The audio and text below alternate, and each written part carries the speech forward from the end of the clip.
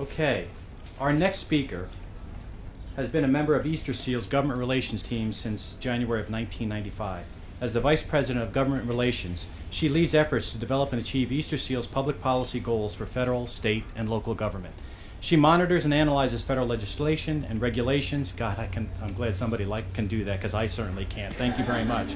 And regulations affecting children with disabilities and their families, particularly in the areas of autism, early intervention, early childhood education, special education, and budget and appropriation, which is so critical to where we're headed as an organization.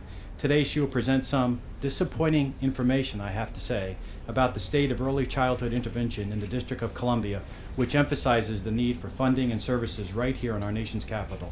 Please join me in welcoming Easter Seal's Vice President of Government Relations, Katy Neas. Thank you.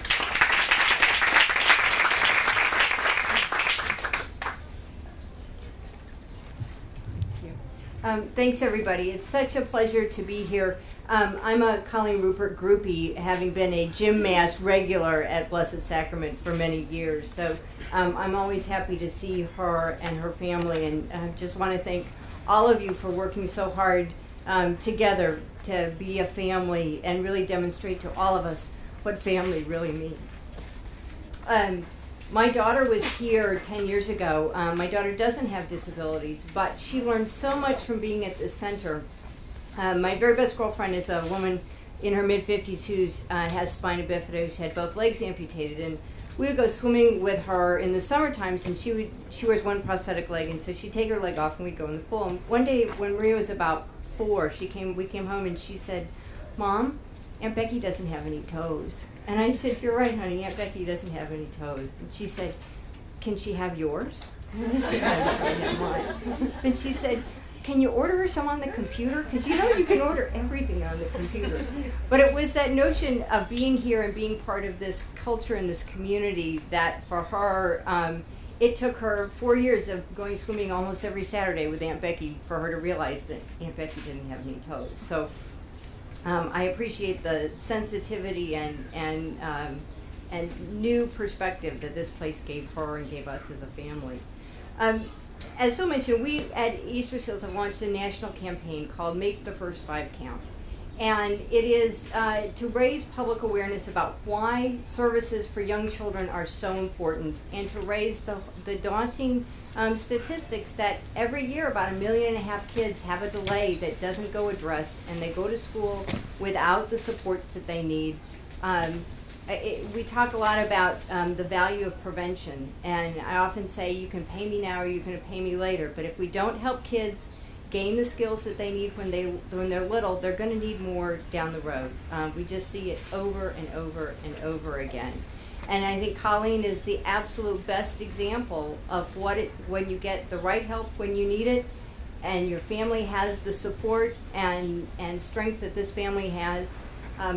Colleen goes to work and pays taxes and has the life of her choosing. And that's what we want for all of our children, is to be able to make choices for themselves about what's good for them. With respect to the District of Columbia, I think one of the things that we are frustrated by is that the overwhelming need, and that we not just in Washington but across the country haven't really made the investment in financing the services and supports that these young children need. We're seeing across the country states limiting the eligibility of children who can access public supports for these programs because they don't have the money to pay for meeting the needs of other kids. So for example, some states will have eligibility criteria that you must have a 50% delay in one area in order to be eligible. We know that kids with mild to moderate disabilities don't meet that criteria, and we know that those kids can absolutely benefit from these services to the point where they will often enter school without needing any supports. But if their families can't access this, or they don't know how to access these services, they show up on the first day of kindergarten with a whole lot of issues that they didn't have to have. And that's what we want to do with this campaign, is to make people understand that we know who these kids are, we know how to find them, we need to get them and their families the help that they need. And it's in our long-term humanity, in the interest of humanity. It's also in the long-term interest of our financial health as a country. I want to recognize Karen McManus, who's here from Congressman Chris Van Hollen's office. Chris Van Hollen, I joke with him that he can give a tour of the Intergenerational Center better than almost any of us who are actually working for Easter Seals. He's been there so many times. But Congressman Van Hollen's been a strong supporter of ours in trying to protect the funding so that even in these very, very challenging financial times, we don't decline, and that we can hold our own and at least serve the kids that we're serving right now, and not being able to, and not have to turn away families. One of my reasons for hope, besides being surrounded by these great families, is I get to work with some people who really care. And in this polarized environment of Washington, it's hard to find them, and it's hard to celebrate them. But I wanted to introduce my friend Alexa Posny, who's the Assistant Secretary for the Office of Special Education and Rehabilitative Services at the U.S. Department of Education. Alexa is someone who really knows the world of special education and what families of children with special needs need. A leader in the state of Kansas, she was able to do in Kansas what no other places were doing in terms of raising expectations for academic achievement for kids with disabilities.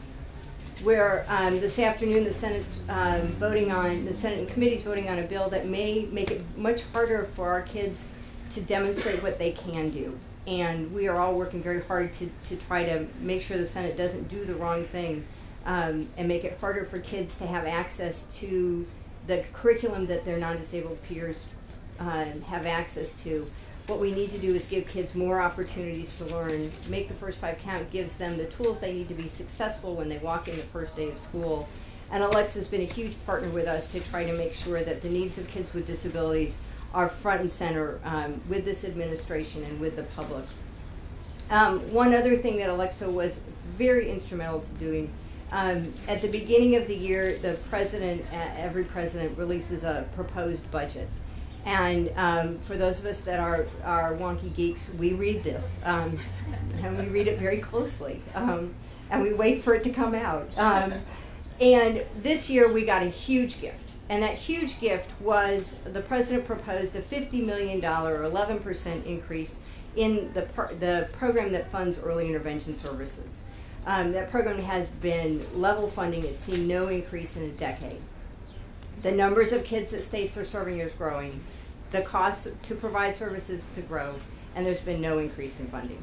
And because of Alexa's leadership, we were able to see the president recommended a $50 million increase. What that did was set the tone for the rest of the year that says this is really important.